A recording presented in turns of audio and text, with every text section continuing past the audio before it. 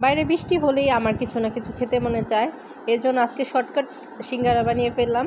আমার recipe follow করে আপনারা বানাতে পারেন, খেতে খুবই মজা হয়েছে। তো আমার রেসিপিটা ফলো করেন আর ভিডিওটা ফলো করেন, খুব সহজেই বানাতে পারবেন সিঙ্গারা। তো let's go for the recipe. ফার্স্টে আমি একটা বোলের মধ্যে 1 কাপ পরিমাণ ময়দা নিয়েছি, তারপরে কিছু লবণ দিয়েছি এবং সয়াবিন তেল দিয়ে কিছুটা মাখিয়ে নিয়েছি। তারপরেই আমি পরিমাণ মতন পানি দিয়ে একটা ডো তৈরি করে নিয়েছি। আমি তো বাহিরের মতন সিঙ্গারা বানাতে পারবো না, কারণ বাসা যেহেতু এটা, তাই আমি আমার মতন ট্রাই করেছি সিঙ্গারা বানানোর জন্য, ফাঁকিবাজি রেসিপি যেটাকে বলে। তারপর খুব মজা হয়েছে। তো একটা ডো তৈরি করে নিয়েছি আমি খুব শর্টকাটেই। এ তো হয়ে গেছে। তারপর কিছুক্ষণ রেস্টে রেখে দিবেন ডোটাকে।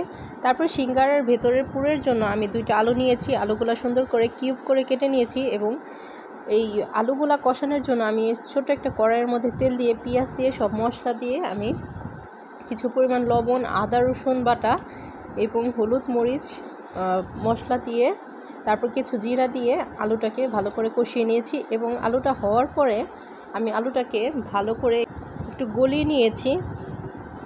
আমার প্রসেসটা আপনারা ফলো করলে খুব সহজেই ফাঁকিবাজিভাবে সিঙ্গারা বানাতে পারবেন। আমার মনে হয় সবার কাছে ভালোই লাগবে। সিঙ্গারার সাইজ তো শেপ মতন হয় নাই, বাট তারপরেও খুব টেস্টি হয়েছিল। বৃষ্টি আসলে আমার খিচুড়ি খেতে মন চায়, ভাজা পোড়া কিছু একটা খেতে মন চায়। আমার মনে হয় বৃষ্টি আসেই আমার খাওয়া দাওয়ার জন্য, যতই বলি ডায়েট করব, তারপরে এই খাবার দাবারের জন্য করাই হয় না। এত সুস্বাদু খাবার চোখের সামনে থাকলে কি আর ডায়েট করতে মন চায়। তারপর আমি আটাগুলা বেলে সুন্দর করে সিঙ্গারার শেপ দিয়ে দিয়েছি।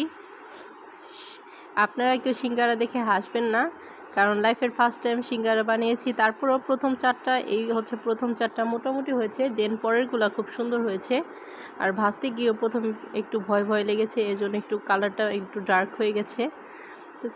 কিন্তু তারপর আমি মনে করি যে ফার্স্ট টাইম তো ভালোই হয়েছে। আপনারা এনকারেজ করবেন আর আমার ভিডিও দেখে হাসবেন না। উৎসাহ পেলে নেক্সট টাইম আরও বানাবো আর আপনাদের সাথে আরও ভিডিও নিয়ে আসবো। আমার ভিডিওটা দেখার জন্য সবাইকে ধন্যবাদ।